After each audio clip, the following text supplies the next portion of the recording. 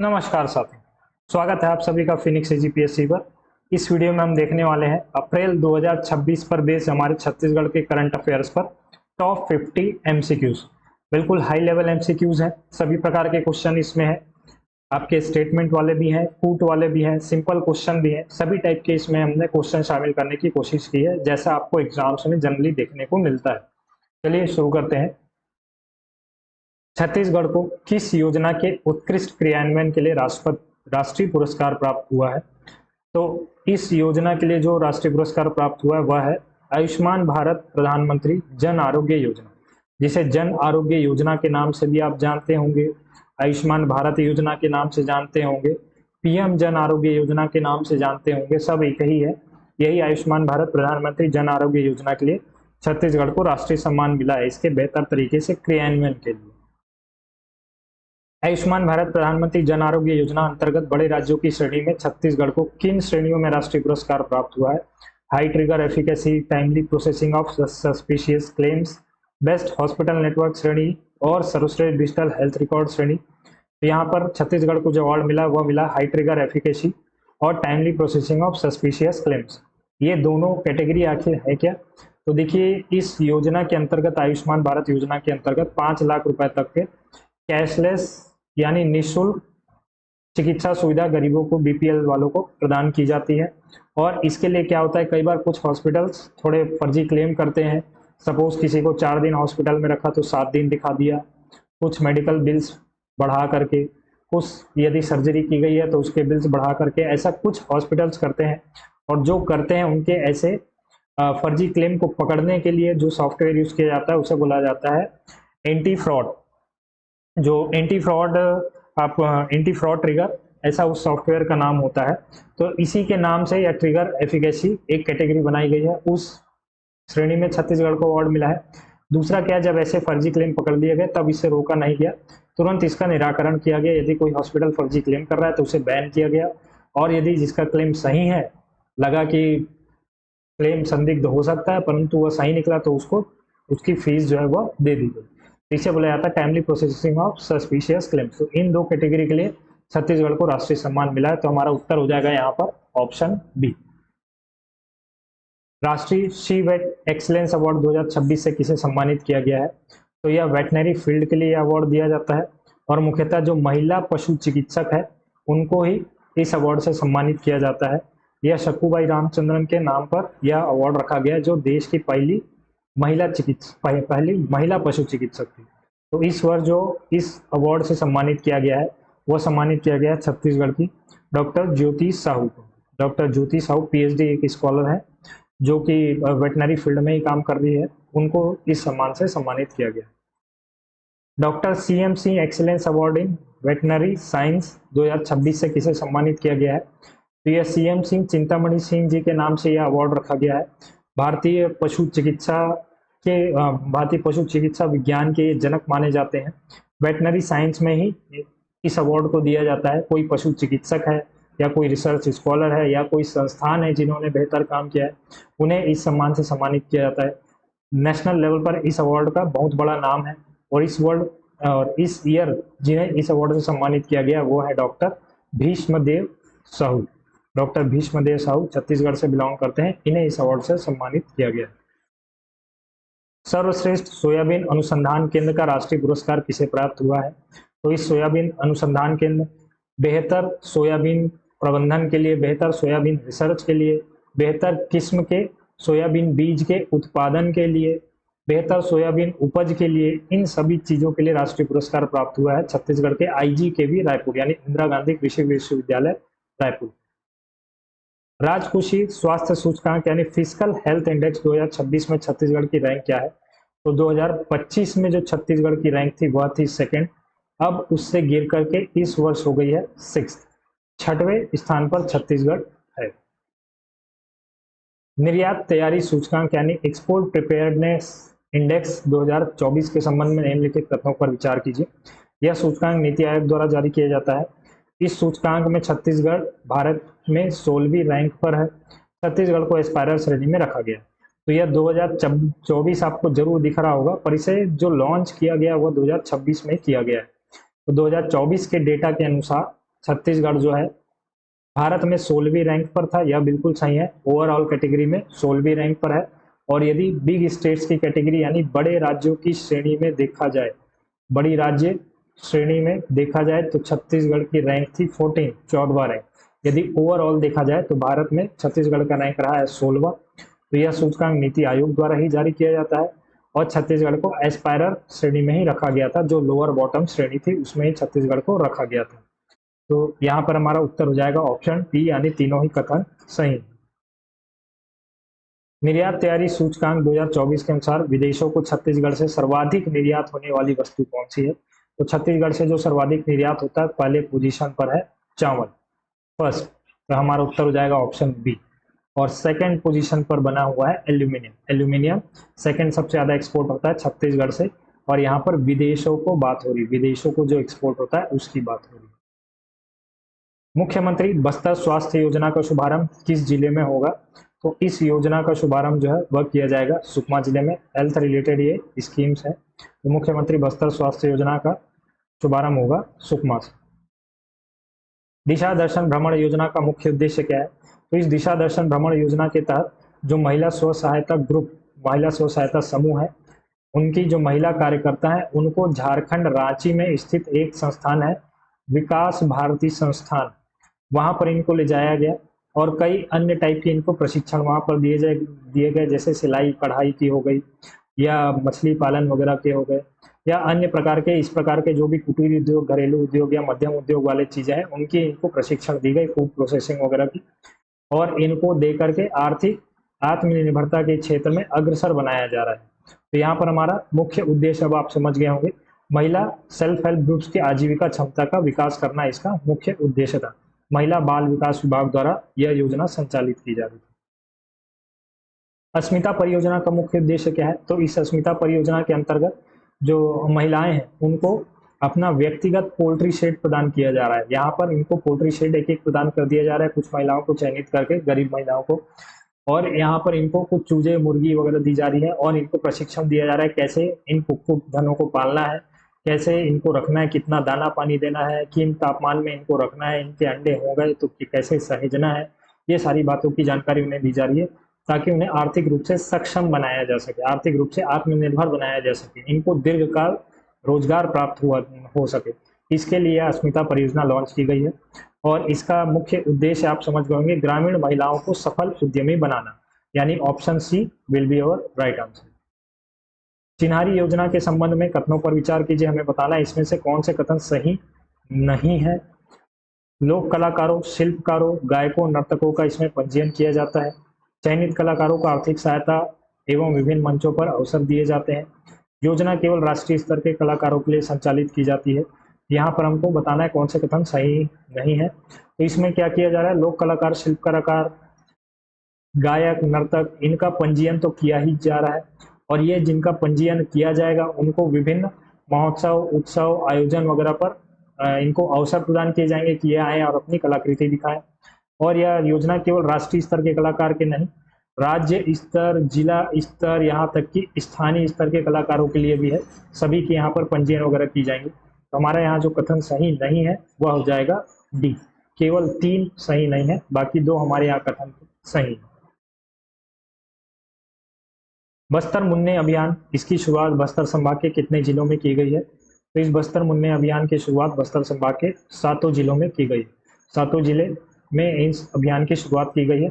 मुख्यतः योजना से संबंधित यह अभियान चलाया गया, यानी जितनी भी योजनाएं चलाई जा रही हैं छत्तीसगढ़ में जनजाति क्षेत्रों के लिए या फिर बीपीएल परिवारों के लिए, उन योजनाओं का धरातल तक लाभ पहुंचाना इस बस्तर मुन्ने अभियान का मुख्य उद्देश्य है। जितनी भी योजनाएं हैं, जैसे पीएम आवास योजना हो गई, पीएम जन आरोग्य योजना हो गया, राशन कार्ड हो गया, आयुष्मान कार्ड हो गया, इन योजनाओं का संतृप्तिकरण इन बस्तर संभाग में किया जाना इसका मुख्य उद्देश्य है। बस्तर मुन्ने विशेष अभियान का प्रमुख उद्देश्य क्या है, यह तो अभी हमने डिस्कस ही कर लिया। बस्तर में पर्यटन को बढ़ावा देना नहीं, युवाओं को कौशल प्रशिक्षण देना नहीं, वन संरक्षण बढ़ावा देना नहीं, हितग्राहियों को योजनाओं को लाभ दिलाना। Option B will be the right answer. स्त्री परियोजना का शुभारंभ किस जिले में किया गया है? तो यह स्त्री परियोजना का जो आरंभ किया गया है एनआईटी रायपुर द्वारा शुरू किया गया है, परंतु यह शुरू किया गया है धमतरी में। यहाँ पर महिलाओं को 3 साल के अंतर्गत 360 महिलाओं को कौशल प्रशिक्षण प्रदान करना इस परियोजना का मुख्य उद्देश्य है। यहाँ पर हमारा आंसर हो जाएगा धमतरी। मुख्यमंत्री नोनी बाबू मेधावी शिक्षा सहायता योजना के तहत कितनी प्रोत्साहन राशि प्रदान की जाती है? तो जो छात्र मेरिट में आते हैं फर्स्ट सेकंड थर्ड, वैसे तो प्रथम स्थान वालों के लिए ही ये ज़्यादा है, तो मुख्यमंत्री नोनी बाबू मेधावी शिक्षा सहायता योजना के अंतर्गत जो प्रोत्साहन राशि प्रदान की जाती है, ऐसे जो मेरिट में आते हैं छात्र, उनको प्रदान की जाती है 1 लाख रुपए तक की राशि, 1 लाख रुपए की राशि इनको प्रदान की जाती है। नियत नीलानार योजना 2.0 के विस्तार के बाद यह योजना कुल कितने जिलों में लागू होगी? शुरुआत में यह 4 जिलों में थी, फिर 5 में हुई, फिर 7 में हुई, और अब जो 2.0 आया है इसके अंतर्गत 10 जिलों में इस योजना का संचालन किया जाना है।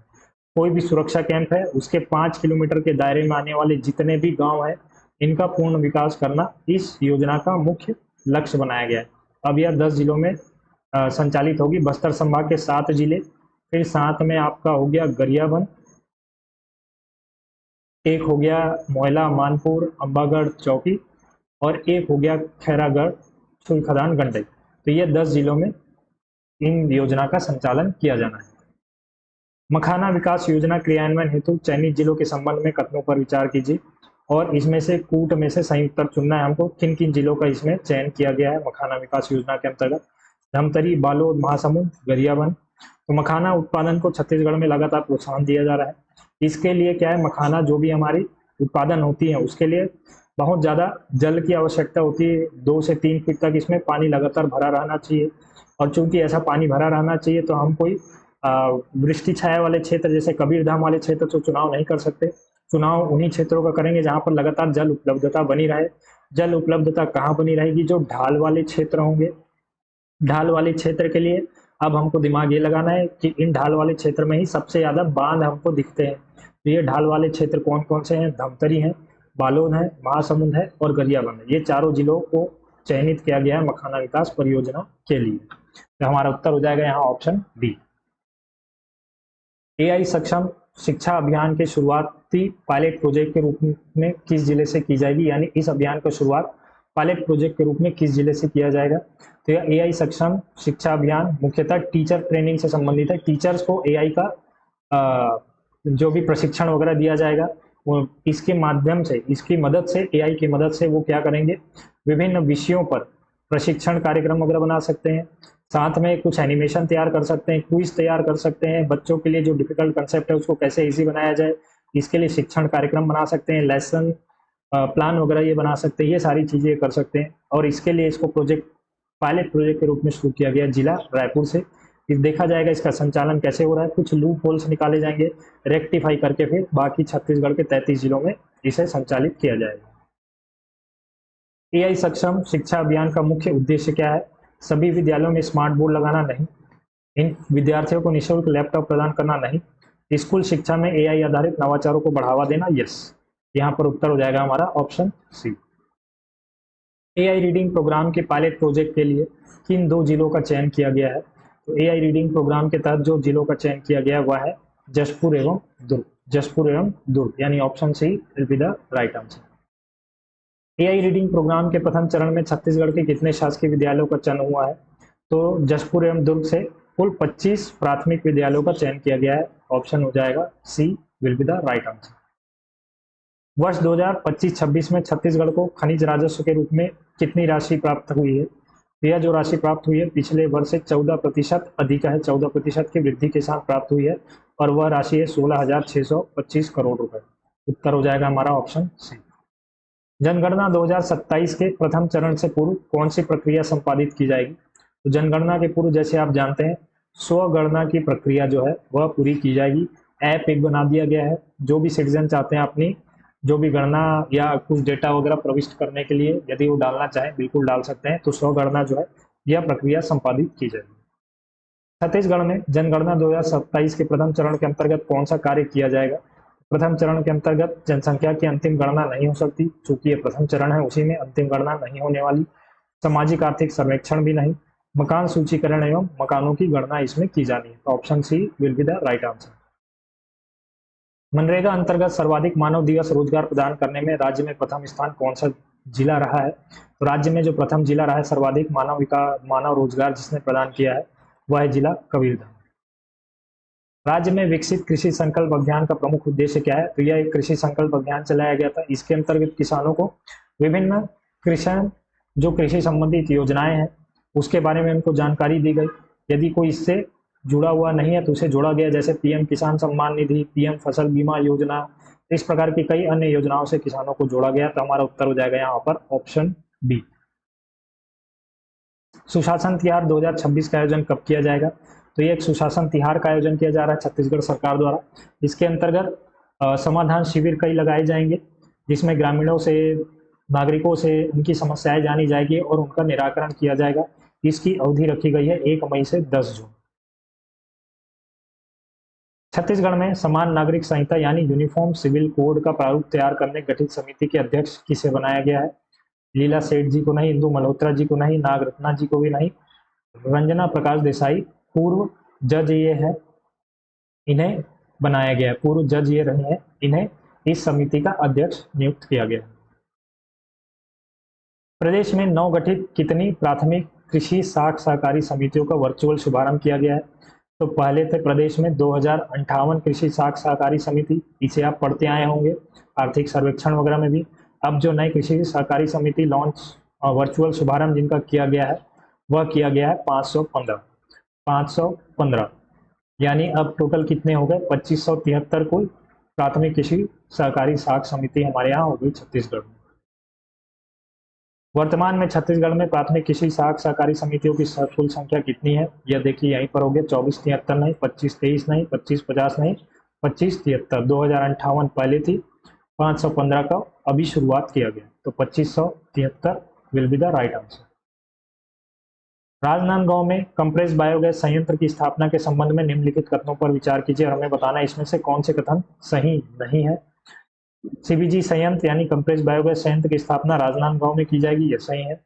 इसके लिए नगर पालिक निगम राजनांदगांव, सीबीडीए, आईओसीएल के मध्य त्रिपक्षीय समझौता हुआ है। संयंत्र में प्रतिदिन 12-15 मीट्रिक टन जैव ईंधन का उत्पादन किया जाएगा, तो इसमें देखिए पहला कथन तो बिल्कुल सही है। दूसरा कथन राजनांदगांव सीबीडीए यानी छत्तीसगढ़ बायोफ्यूल डेवलपमेंट अथॉरिटी और आईओसीएल नहीं है, यह बीपीसीएल, यहाँ पर जो प्लांट लगाने वाला है वह बीपीसीएल लगाएगा। कथन 2 गलत हो जाता है, तीसरा बिल्कुल सही है, तो हमारा उत्तर हो जाएगा ऑप्शन बी। प्रदेश का सबसे बड़ा सैनिक स्कूल किस जिले में स्थापित किया जाएगा? तो छत्तीसगढ़ राज्य का सबसे बड़ा सैनिक स्कूल स्थापित होगा जिला धमतरी में। रायपुर विशाखापट्टनम इकोनॉमिक कॉरिडोर यानी नेशनल हाईवे 130 सीडी छत्तीसगढ़ के किन जिलों से होकर गुजरेगी? छत्तीसगढ़ के जिन जिलों से यह होकर गुजरने वाली वह है रायपुर, धमतरी, कांकेर और Kondagaon. Option C will be the right answer. Chhattisgarh से लगभग 164 किलोमीटर का डिस्टेंस ये कवर करेगी। उड़ीसा में देखिए लगभग 200 किलोमीटर के आसपास है छत्तीसगढ़ से, और बाकी जो क्षेत्र बचता है आंध्र प्रदेश उसमें से होकर निकलेगी। तो 3 राज्यों से होकर निकलने वाली छत्तीसगढ़, उड़ीसा और आंध्र प्रदेश। छत्तीसगढ़ सरकार द्वारा श्रमिकों एवं नियोजकों के मध्य संपर्क स्थापित करने तथा रोजगार प्रक्रिया को सरल पारदर्शी बनाने के लिए कौन सा ऐप लॉन्च किया गया है? तो यह जो ऐप लॉन्च किया गया है वह है ई श्रम साथी। ई श्रम साथी ऐसा ऐप बनाया गया है जिसमें जो नियोक्ता होंगे और जो मजदूर होंगे इनका पंजीयन किया जाएगा, तो इनको पता चल जाएगा कौन से मजदूर है जो यहाँ पर उपलब्ध है, इनको पता चल जाएगा कौन कौन से नियोक्ता यहाँ पर उपलब्ध है। तो इस प्रकार से दोनों को आपस में कम्युनिकेशन स्थापित हो जाएगी और एक दूसरे के लिए सहायक बन सकेंगे। इनको मजदूरी मिल जाएगी, इनको मजदूर मिल जाएंगे। इस प्रकार के लिए यह ऐप बनाया गया। सेवा सेतु क्या है? तो सेवा सेतु देखिए एक ई डिस्ट्रिक्ट पोर्टल है, आप जानते होंगे। जिला स्तर की यहाँ पर सुविधाएं दी जाती है, कोई भी प्रमाण पत्र बनाना है या अन्य प्रकार की जो जिला स्तर की सुविधा है उसके लिए ई डिस्ट्रिक्ट पोर्टल का इस्तेमाल किया जाता है। इसी ई डिस्ट्रिक्ट पोर्टल को अब अपग्रेड कर दिया गया है, सेवा सेतु नाम दिया गया है। जैसे हमारे पास कोई पुराना फ़ोन हो उसमें हम केवल कॉल मैसेज कर सकते थे, अब उसको अपडेट करके नया स्मार्टफोन लाया गया, फोटो खींच लो, वीडियो बना लो, ठीक, इंटरनेट, जीपीएस सारी प्रकार की इसमें सुविधा हो गई, गाने सुन सकते हैं, ठीक, कॉल मैसेज तो है ही। तो ऐसे ही ई डिस्ट्रिक्ट पोर्टल को अपग्रेड करके सेवा सेतु एक पोर्टल बनाया गया है जिसमें लगभग 441 प्रकार की इसमें सेवा सुविधाएं दी गई है, यानी अपग्रेड करके इतनी सारी सेवा सुविधाएं इसमें जोड़ दी गई है। तो यहाँ पर सेवा सेतु हमारा क्या हो जाएगा, नया स्वास्थ्य पोर्टल नहीं है, एकीकृत शासकीय सेवा पोर्टल है ये। तो option B will be the right answer. Seva Setu portal पर कितनी शासकीय सेवाएं उपलब्ध कराई गई है, तो अभी हमने देखा 441।